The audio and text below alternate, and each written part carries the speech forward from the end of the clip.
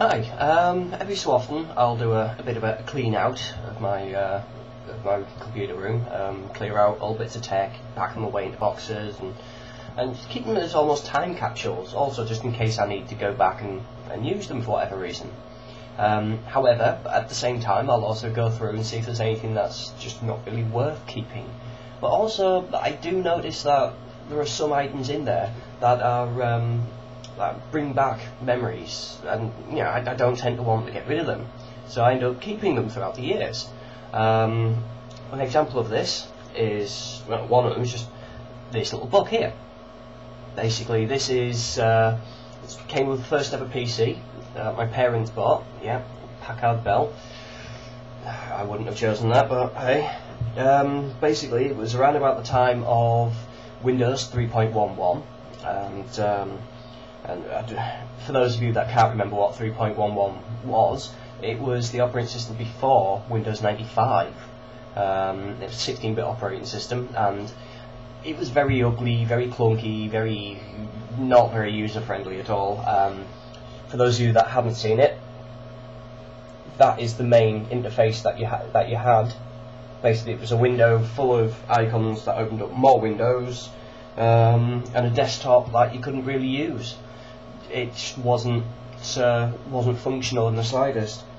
And because of how just unfriendly it was, it promoted a bit of development to try and get a workable interface, and one of those was Navigator.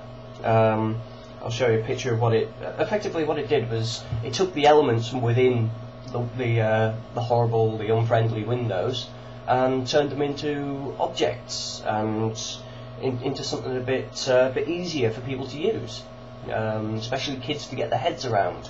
Because I mean, nowadays most kids easily find their way around the various different Windows interfaces. Back then, it was a lot more different.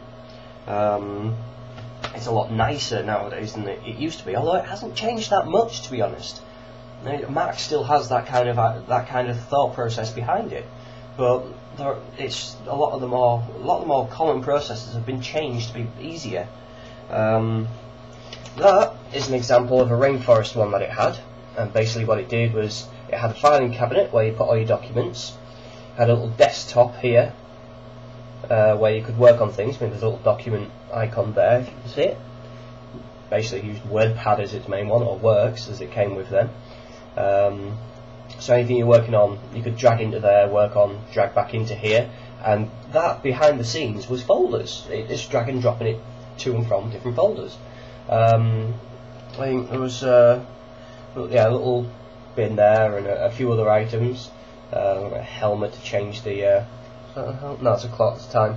Hat that would change it from one theme to another. Here you had shelving for all the various different applications that you used. Basically it's like reference. It had more concept about it rather than function. At the time it was quite cool. I did use it for a bit, and then I got fed up with it. As good as it was very limited in its use. It was difficult to keep. It was difficult to do half the stuff you wanted to do because it was restricting. I mean, it also had parental control as well, and maybe that kind of thing needs to be introduced nowadays. Effectively, like a sandbox for the kids to be to play in, where they can't install new apps. They can only do those that already exist. They can't do that. Just extend the user permissions thing into an environment for the kid. That might make it a hell of a lot more interesting for them to play with. It certainly kind of fueled my interest to search further to see what was behind it, how it worked. I mean, there was a space one there, which you can see the layout is pretty much the same. It's just effectively a few things tweaked and changed. That's where I spent most of mine. I didn't spend it in the jungle, or there was a few others like a hallway, things like that. There was a more adult themed one as well. This was just the kids space, I think it was called, or something. Yeah, kids space. Fucking hell, I can't believe I remember that. And it was just, it showed that there was some thinking going into it, even if everything's lost its way, or because of costs in developing, they've just ditched it, and effectively it's like the cheaper flights. Another one that I stumbled across, absolute gem, my old modem, 28.8 kbps. I went straight from this to half meg ADSL, which was a hell of a leap. I had this back in the 3.11 days, and all the problems that were with that, like the dialer taking 30 odd times just to connect. Horrible. You can see how everything's a lot nicer. When you're looking at the old technology, you can gain an idea of just how things have progressed. You can, one of the best things is looking back and thinking, well, actually, that was a good way of doing it. I don't see why we shouldn't bring that back. And as kind of just to top things off, my old hard drive from the Packard Bell. This, I'll see if I can bring it up. See if this will focus onto it. But if you look there, it's not really focusing very well. You can roughly make out that says MB, not GB, M for megabyte. Yeah, that was 341 megs worth of storage, and it just shows how much things have changed. I mean, I remember taking this out of the husk of the old PC, putting it into the new one that I'd built with a massive, then massive 4 gig hard drive.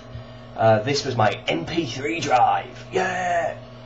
It's a couple of albums and the fucker was full.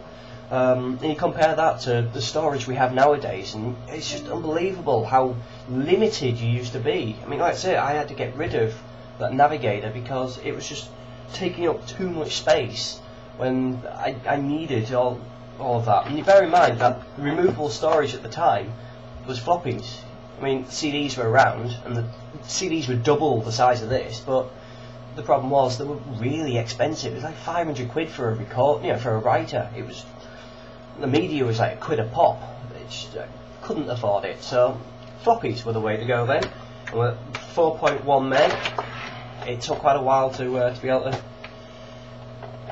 to do anything. And then when you consider nowadays, I mean, this is my first ever USB pen drive, 256 meg, almost the capacity of this thing.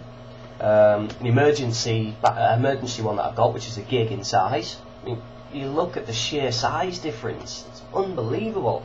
I mean, this uses a fraction of the energy that this thing uses. And then you consider, I mean, even though just to look at it, you wouldn't realise until you looked into it and noticed how small it is, because the form factor hasn't changed. I mean, that 250 gig hard drive I've got kicking around is the exact same form factor. They've stuck to the standards, but the stuff inside is totally different. And you consider, I mean, even the form factors now are changing, because you've got the laptop hard drives, and then you've got the really smaller hard drives that are in these things, and they blow all of this out the water. It's unbelievable the way that technology changes. What I would be interested in is to see what kind of technological relics you guys have got. All the old things that you used to have that used to be really, really high tech at the time, and then you look at it now and you think, dear God, how did I ever think that was massive? I mean, I remember looking at the first 1 gig hard drives and going, whoa, wow! But I mean, nowadays it's like 1 terabyte hard drives, and you're thinking, it's not the right price point. Yeah, I'd be better off getting two 750 gig hard drives. It's that kind of mentality now. And I'd be interested to see any pictures, any videos that of your tech history. The things that you used to have when you were younger, and the things that you used to think was, oh my God, send them in. Just go to www.pisheadnerds.com, and all my contact details will be on there. Just send them in. I'd love to see just what is hiding out there in people's boxes, in the drawers that you never go near. Just open them up and just see what history, what heritage that you've got, just sitting around doing nothing. I hope to hear from you soon. Bye.